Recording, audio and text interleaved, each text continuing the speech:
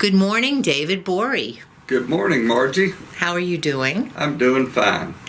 So you are seated in the president's office. You are the president of W.W. Gay Yes. Contracting, mechanical contracting. Yes. And how long have you been the president? I've been the president for 19 years. And I've been at W.W. Gay 35 years. So I've started as entry-level mechanical engineer, and I've pretty much worked in all the departments as a project manager, and then in the engineering department, and worked my way up. And then Mr. Gay gave me the president's title 19 years ago. Beautiful. I recall a story you told me once about how you became an engineer. Where did you go to school? University of Florida. Yeah, go Gators. You became an engineer, and you didn't originally intend to stay in Jacksonville. Is that correct, after school? Correct. Interviewed for a job in Gainesville. Recruiters came and talked to you while you're in engineering school. And I accepted a job in Fort Worth, Texas. And I worked for a company there in construction, another mechanical contractor. And I fully intended to stay there in Dallas, Fort Worth. It was a large company. I was very impressed with them. And I was working on a 40-story building in downtown Fort Worth. And one of the senior level officers came to me one day and said, "What are you going to do for your future?" And I thought a minute, and I said, "What do you mean?" Because I was on this job site. And he said, "Well, our company's going out of business. We're bankrupt." And it really surprised me because I'd just started, and I'd only been there a year and a half at that time. And he said, "Well, everybody's interviewing for new jobs, and soon the bonding company will be interviewing you to see if they can get you to stay and finish the project." So that's what I ended up doing. I stayed there and finished the project for the bonding company. So how much longer at that point were you able to stay? Another few months? A few months, about 4 months. And during that time you were trying to figure out Plan B? Correct. And that's when I came home for Christmas holidays, and I saw Mr. Gay at Christmas, and his sister was my aunt. Okay. And that's when Mr. Gay asked me what I was doing. I said, "Well, I'm soon to be unemployed," and he said, "Come to work for me." So it was exciting for me because I was ready to come back to Jacksonville. And that was my job interview. So I was excited to get a job at W.W. Gay, and my first project was in Chattanooga, Tennessee, and I worked on Provident Insurance Company, and I traveled to Tennessee and stayed there until that project was completed, and then came back to Jacksonville, and I worked on American Transtech, at that time the splitting up the Baby Bell operating companies and the stock transfer. That was an interesting project to me because it was almost 1 million square feet that had to be completed in 9 months. Mm-hmm. So that was a really good job, hard project, but that was really a difficult job. So it was a lot of fun. Steep learning curve right into the frying pan. Yeah, that's about right. Mr. Gay likes to grow you really fast. So we do that to the young engineers here the same way he trained me and others. We do the same thing. We like to train that way, and a lot of our employees learn fast. So it's exciting. Now, you at the time, I think there are over 1,000 employees in your company now. Is that correct? Correct. Now, how many people were there at that time? It was a much smaller company back then. I'm not sure. Probably 600. Okay, and today, how many do you employ? Close to 1,300. My goodness. And one of the things I also remember you sharing with me is something about the role of leadership that's very unique to corporate life. Actually, something that we've seen replicated in our United States government, the designated survivor concept, where there are two executives sharing certain positions. Could you clarify that for me, if I have it correct? We try to have two people do projects or positions too deep. So if someone went on vacation or left, your project duties are covered. So if I left for 2 weeks, you'd never know I was gone. There's always capable people. All our vice presidents, the same way. The projects continue. Very unusual. On. So Mr. Gay taught that leadership concept, and we try to do that throughout our company. Very interesting. Now, when you look at your complex here on Stockton Street in Riverside, which is admittedly, by any definition, monolithic and massive, how the organic growth of this company must have taken an evolutionary series of decades. How many buildings do you have now in this plant? Well, right Mr. here? Gay is 90, and he still comes to work. So he's been in the business 55 years. So you're right.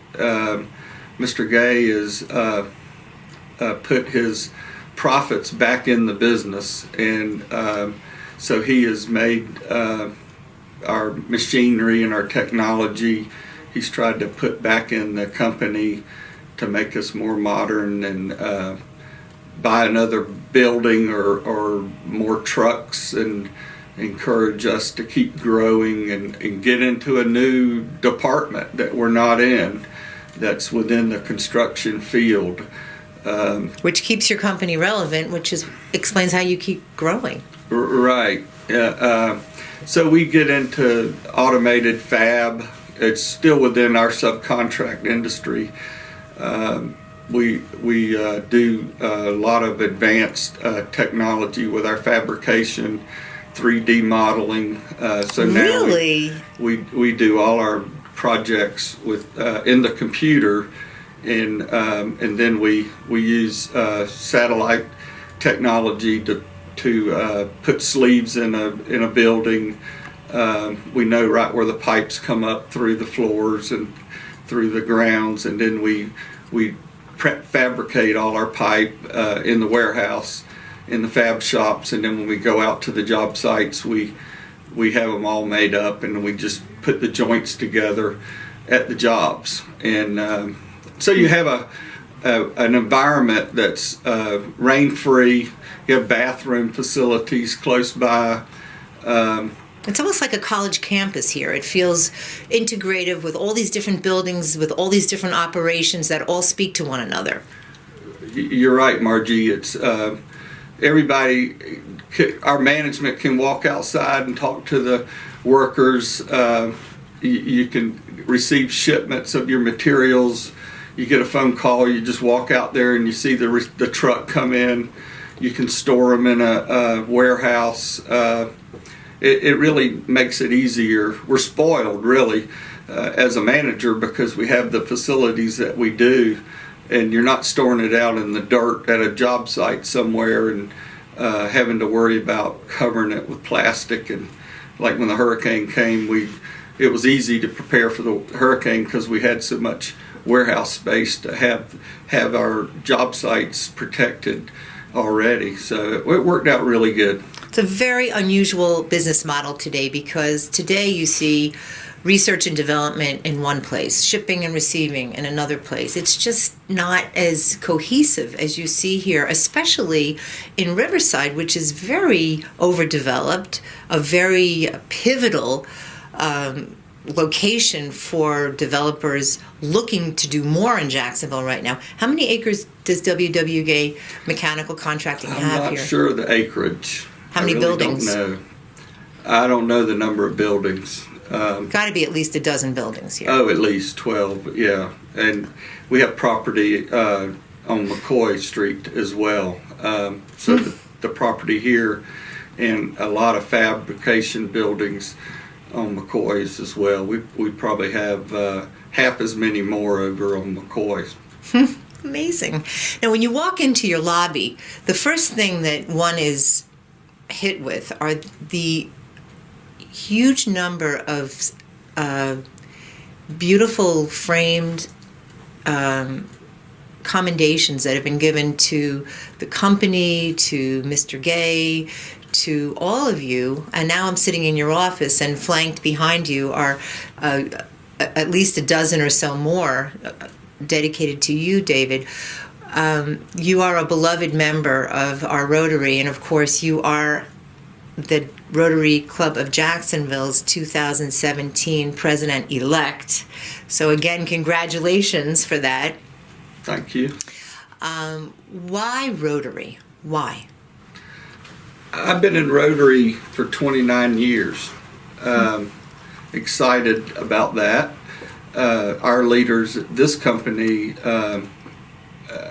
are proud members of Rotary. Mr. Gay and Mr. Hauser are senior, obviously, are members of our company and owners of our company, and they have all long time members of Rotary and perfect attendance at Rotary. Really? And Mr. Gay may have over 40 years attendance of perfect attendance, and Mr. Hauser as well. I'm not sure of the years, but I know it's over 40, maybe close to 50. I don't know. Incredible. But, and Paul Harris fellows as well, I saw in the lobby. Sure, they are. And so he's encouraged other persons at WWGA to get involved at Rotary. I joined Westside Rotary in 2008. And well, actually 1987. I'm sorry. I left Westside in 2008 and joined Downtown Club in 2008. And so that's where the 29 years come from.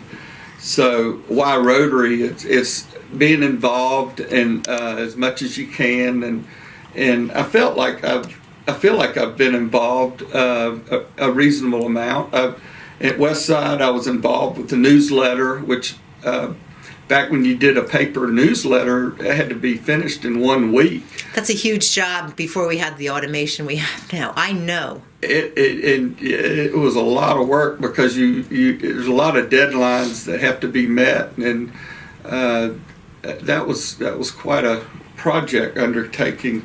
And to work with the youth, and you'd get a high school student that you recognize per month and per year, and visited the high schools and talked to the counselors. I enjoyed that a lot, and a lot of smart students. I met a lot of students that I encouraged to get into the engineering schools, and some we interned here at WWGA. It was a lot of fun.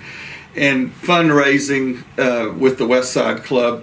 And in Jacksonville, I was encouraged to get involved by many of our past presidents now.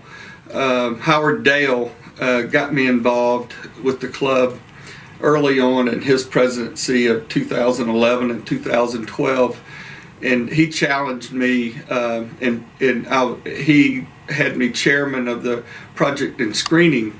And he wanted to have a real strong year of project and screening, and he wanted to go back to having one large project. So it made an impact during our bicentennial year. And what was that project at that time? That project was the Tim Tebow project that we did in the hospital. Oh, wow. And it Dreams Come True. And still today, that's well used, and we're recognized by that donation. So it has been a very good donation that the kids use. At the hospital. At the Children's Hospital. It's there a at beautiful Baptist. setting. I've seen it. It's absolutely magnificent. They have Kudos to you maybe all. 3 or 4, I believe, rooms that the children use, and I think that one's the most popular. Very nice facility.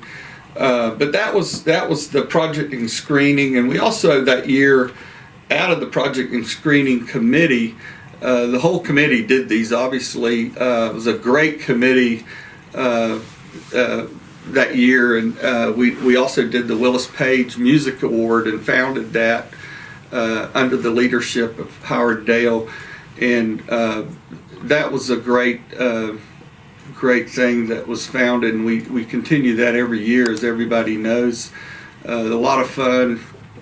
Willis Page was really shocked, if everybody remembers that. We brought him up on the stage and pulled those posters up and really surprised him. That was fun, a lot of fun. And under Bill Mason's leadership, he made me secretary and board member of the club.